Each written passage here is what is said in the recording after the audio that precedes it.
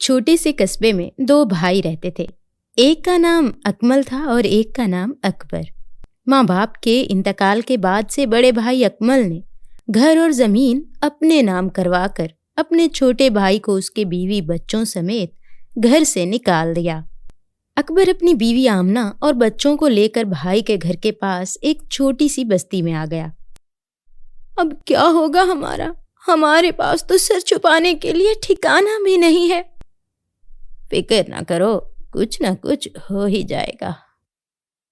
अकबर एक जगह ढूंढकर आमना से कहता है, तुम ऐसा करो, बच्चों को लेकर यहाँ बैठो, मैं घर का कुछ इंतजाम करके आता हूँ।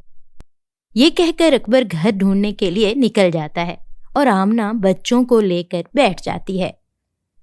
अम्मी अम्मी, अब तो रमजान आने वाले हैं, क्या हम सड़क पर रोजा खोलेंगे?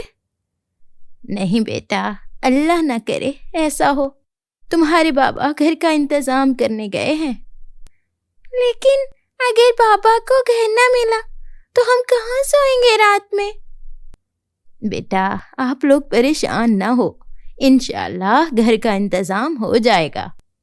कुछ ही देर में अकबर आ जाता है और कहता है, चलो घर का इंतजाम हो गया है।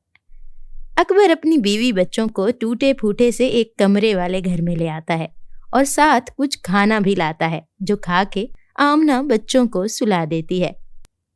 घर का इंतजाम कैसे हुआ?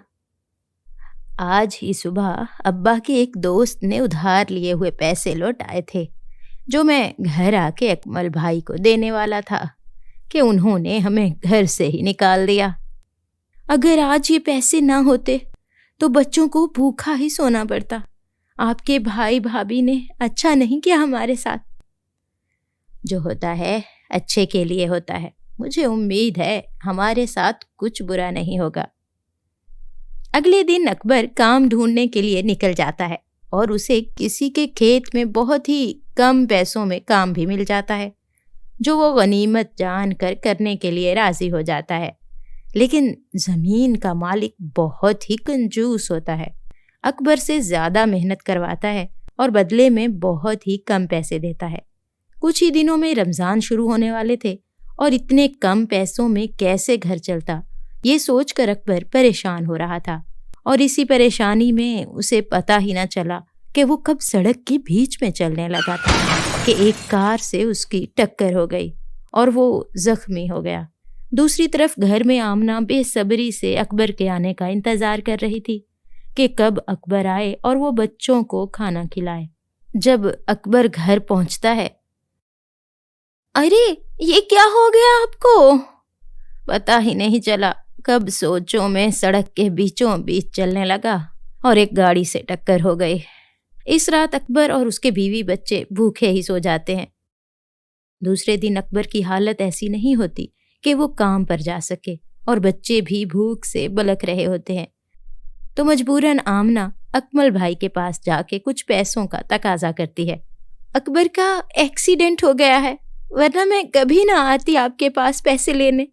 नहीं है मेरे पास कुछ, और आइंदा ना ना यहाँ। इस घर में और जमीन में अकबर का भी बराबर का हिस्सा है। बकवास बंद करो अपनी, दफा हो जाओ यहाँ से और आइंदा ना आना।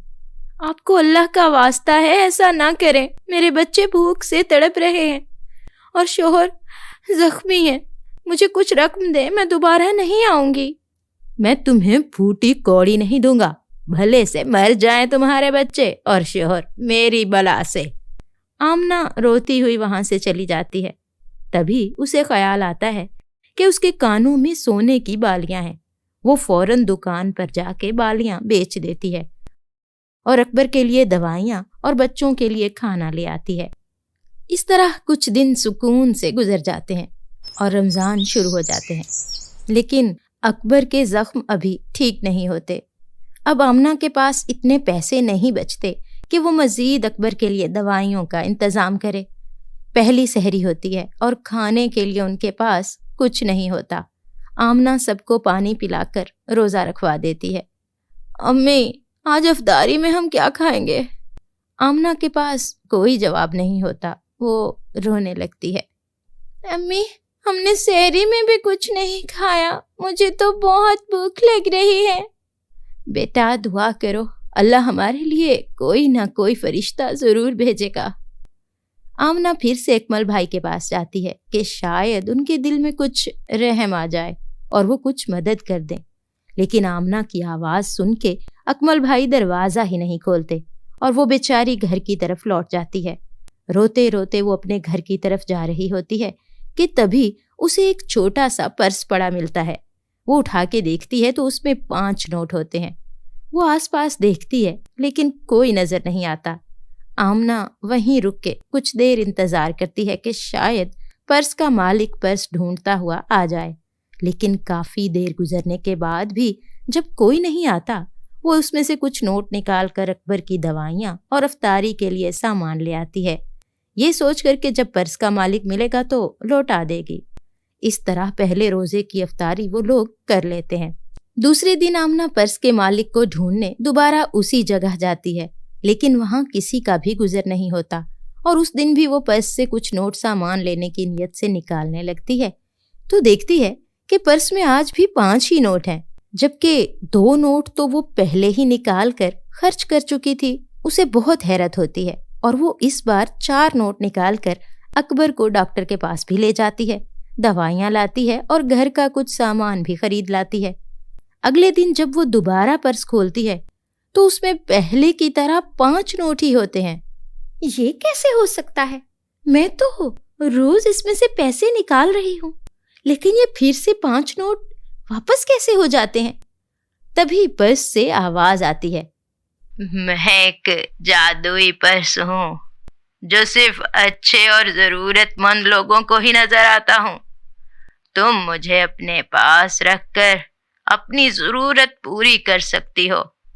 बस याद रखना, कभी लालच, गुरूर या किसी के साथ बुरा न करना।